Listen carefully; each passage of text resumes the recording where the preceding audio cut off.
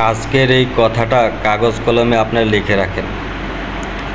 যেই ছাত্রছাত্রীর হাত ধরে এই আওয়ামী লীগের পদত্যাগ, এই যে দেশ ছেড়ে পালানো, সেই ছাত্রছাত্রীর হাত ধরেই একদিন শেখ হাসিনা বাংলাদেশে আসবে।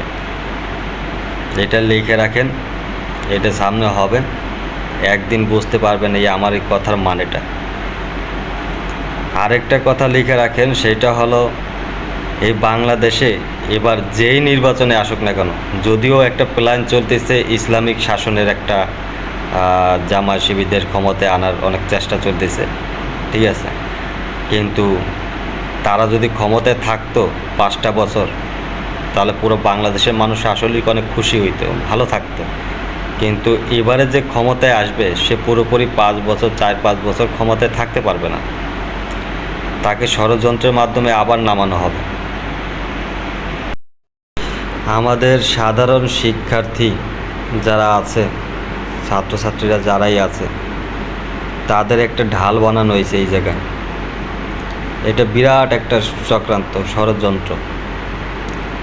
আজকে সমন্বয়কের যারাই নেতৃত্ব দিতেছে, আপনারা কি কেউ তাদের পূর্ব পরিচয়টা কি জানেন? অনেক শিক্ষার্থী আছে যারা বুঝতে পারতেছে না, অনেক অবুঝ ছাত্রছাত্রীরা আছে যারা বুঝতে পারতেছে না, মানে তাদের পলিটিক্সটা ধরতে পারতেছে না। এইটা দেখেন, হাসিনা 15 বছর ক্ষমতায় ছিল, তার একটা দম ছাড়ার একটা সময় দরকার ছিল, যে আমি একটা দম নিতে চাই, নিঃশ্বাস নিতে চাই, একটা বিরতির দরকার ছিল। কিন্তু এই বিরতিটা যদি সে আপোষে নিত, তাহলে কিন্তু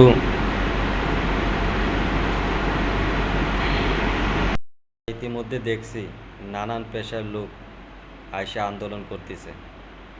এই আন্দোলনের মাত্রা যত দিন যাবে ততই বাড়বে। দেখবেন আপনি, যখনই নির্বাচন হবে, যেই দলই ক্ষমতায় আসুক, সেই দলের কোনো না কোনো ভুল ত্রুটি ধরে তারা আবার নামানোর চেষ্টা করবে।